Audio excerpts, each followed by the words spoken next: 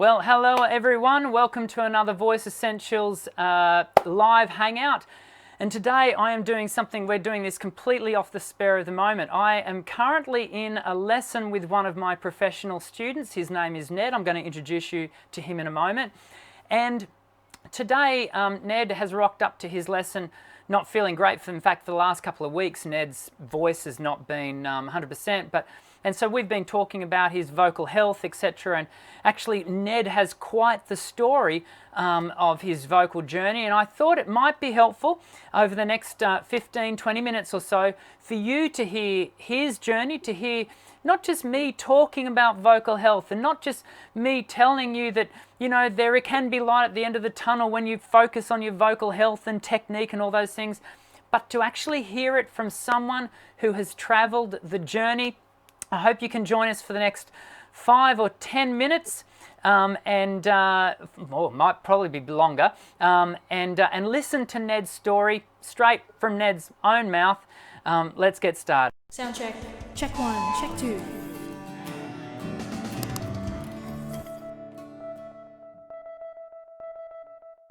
Hello. So I'm here. I'll come to you in a minute, Ned. So this is live. So we'll get to it in a sec. As I said, we normally hang out here at least once a week. This is actually the third video we've done this week. And can I just say to those of you who normally hang out with us, I do apologise for Wednesday's video, which should have gone live on Thursday. There was a scheduling issue. It went live on Wednesday. My apologies to those of you who are used to sort of having a good schedule and it all went amiss, but hopefully you're still able to see Thursday's video, which went live Wednesday anyway. But as I said, today this is completely off the cuff. I have not prepared for this video in any way, shape or form, and Ned has been kind enough. I just said to him, you know, as we're having a conversation during our lesson, which is happening right now, Ned said, I said to Ned, it'd be great for people as a part of the Voice Essentials community to hear your story and hear that. So let me bring Ned on.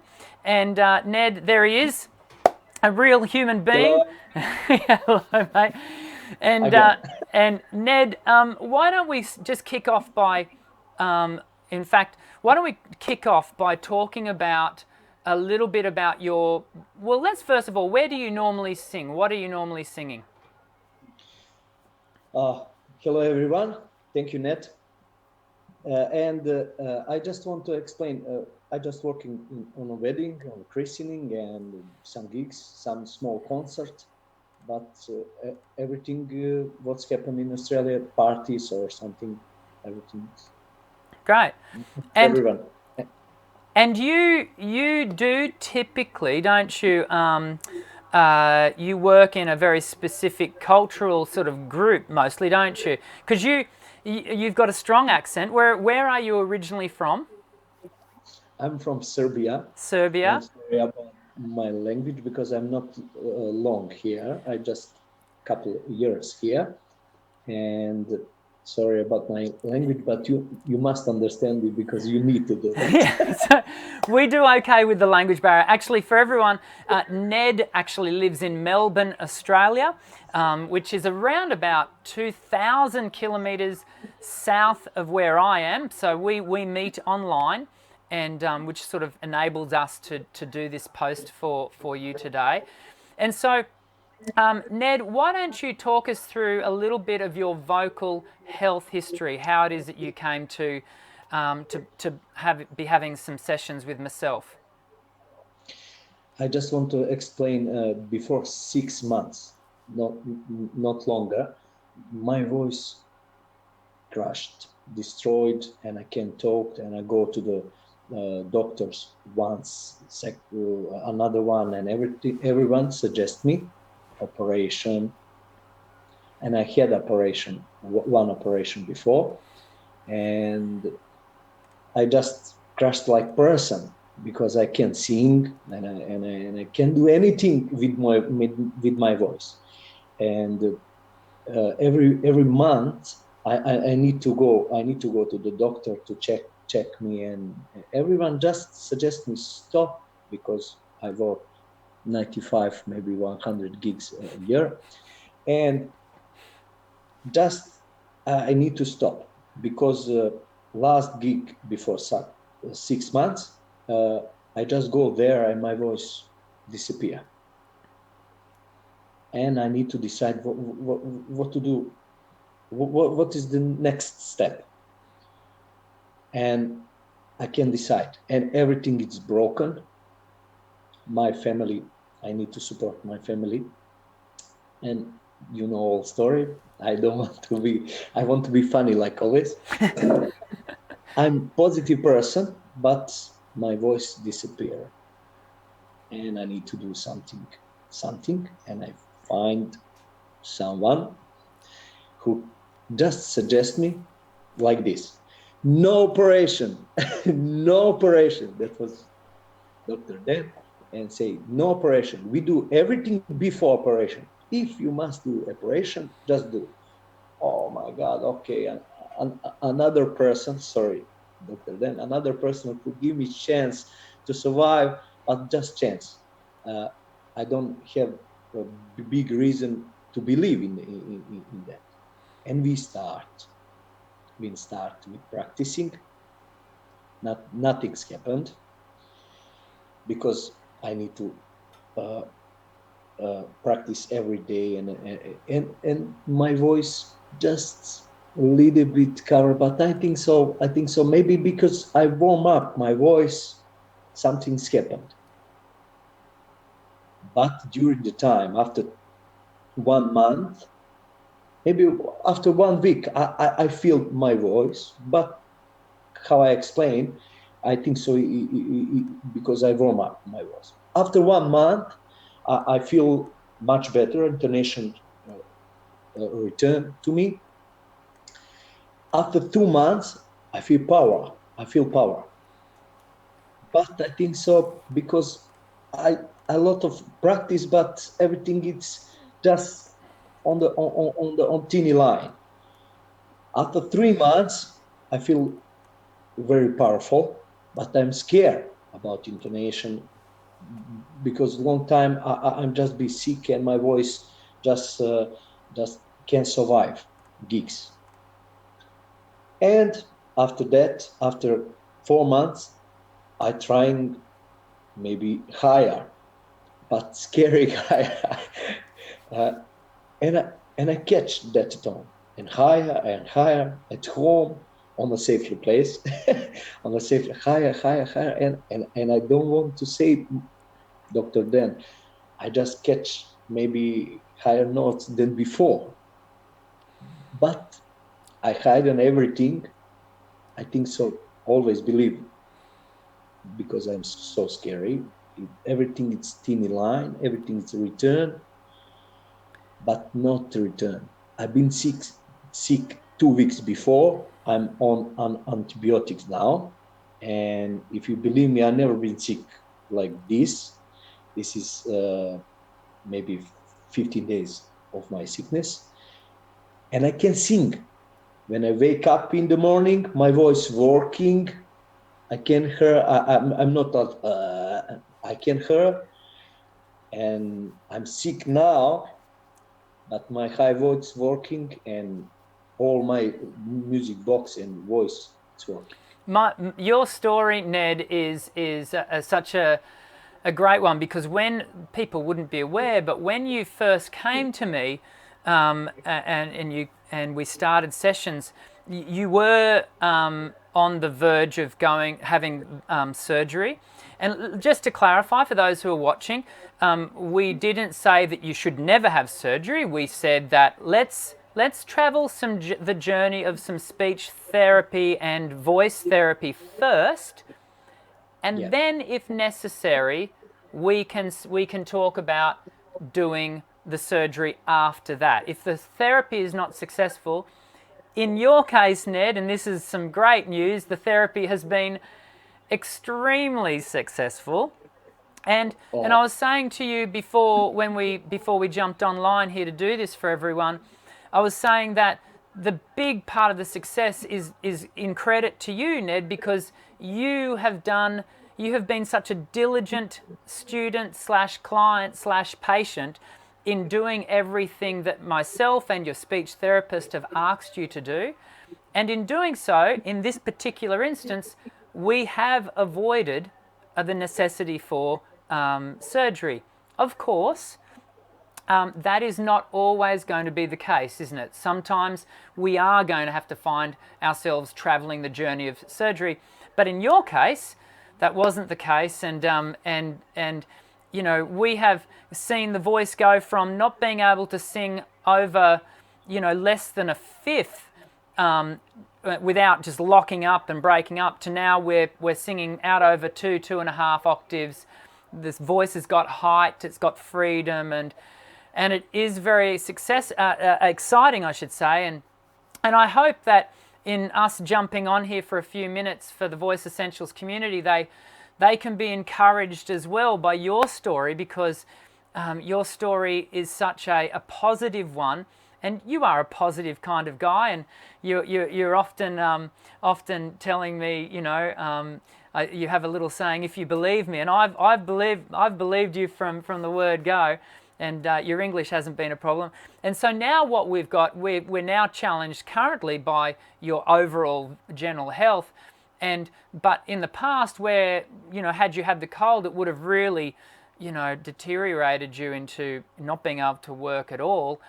We've been able to keep the voice buoyant, which is really fantastic. And we've just been talking, haven't we, about the very fact that actually the best thing that you can do when you are sick is to rest. Well, I think we've, you know, we grew up, all of us, you know, being told when we're sick to go to bed and rest the body, etc. The same thing needs to happen with the voice. Now, in the case of yourself, in the case of where we've got a scenario where your singing is your work, you don't have another form of income. And everyone, just to let you know, Ned's gigs are off the chart when it comes to length. I mean, Ned is literally doing, I don't think I've ever taught a student who has to sing as long as Ned does. Ned is doing gigs of like 8 and 9 hours. They're just crazy lengths. And I can survive because of you. Believe me. What's that? Sorry. I can survive because of you. Like you say, you need to brave to rest. But best sentence in my life, it's when my speech pathologist from Melbourne told me, you don't need me anymore. Just go home and talk with your teacher and say you do best thing for your voice. That and that was a good day, wasn't it? Because it meant that, you know, we had been given the tick, and there was a lot of confidence coming from the speechy, because the condition of your voice had improved so significantly with the work we'd done. And again, it's credit to you also, Ned, because you did. You know, when I work with clients, sometimes the outcomes aren't as positive as yours, simply because sometimes I think they're not actually doing what they've been asked to do. And in your case, you did, and the results have been fabulous. And so I really want to, I wanted to share your story with everyone, because I really do think it's a wonderfully positive one. And so getting back to this idea of rest for you right now, so for those who have just tuned in, Ned is a professional singer, and he's had a vocal health history, quite a challenging one, but now we've been having a lesson here today, and we just thought we'd jump on and say good day to everyone and talk a bit about Ned's history, but also his current situation, which sees him. Are you gigging this weekend, Ned? Yeah, of course. Yes, of course. Now, for most of us, in the situation would be, I would be encouraging most of us who don't need to earn money from this, I would be encouraging most of us to not gig. So for example, if you were down to be a part of a worship team at a church this Sunday, and you're in Ned's situation and you were sick and not well, I'd be telling you, don't sing. In Ned's situation, that's not really an option. He has a family that he has to supply for, and the way he supplies for the family is by singing at these gigs and being paid to do so. So what we were talking about is how important the preceding week is in the lead up to this weekend, in making sure that he is resting, that he's not overusing the voice. I was giving him permission to not practice at all. And because if we find ourselves practicing too much during the lead up to what are massive gigs on the weekend, then we run the risk of, you know, the voice not being able to remain buoyant. And then of course we're doing all the other things like steaming, straw work. Ned, you were saying you've got your straws there, haven't you? We do a lot of straw. Yeah, we yeah, there it is. And my band got with me because of straw, but I'm happy. And the band, yeah, you were saying that the band obviously, you know, often will have a funny word to say about the fact that you've always got your straws with you. But you know, in many cases, it's when you're doing an 8-hour gig, it's whatever gets you through the gig. And in this case, doing the straw work between sets and those sorts of things have been helpful. And so if you've got any questions, let's just quickly jump across and have a look at what's going on with the chat.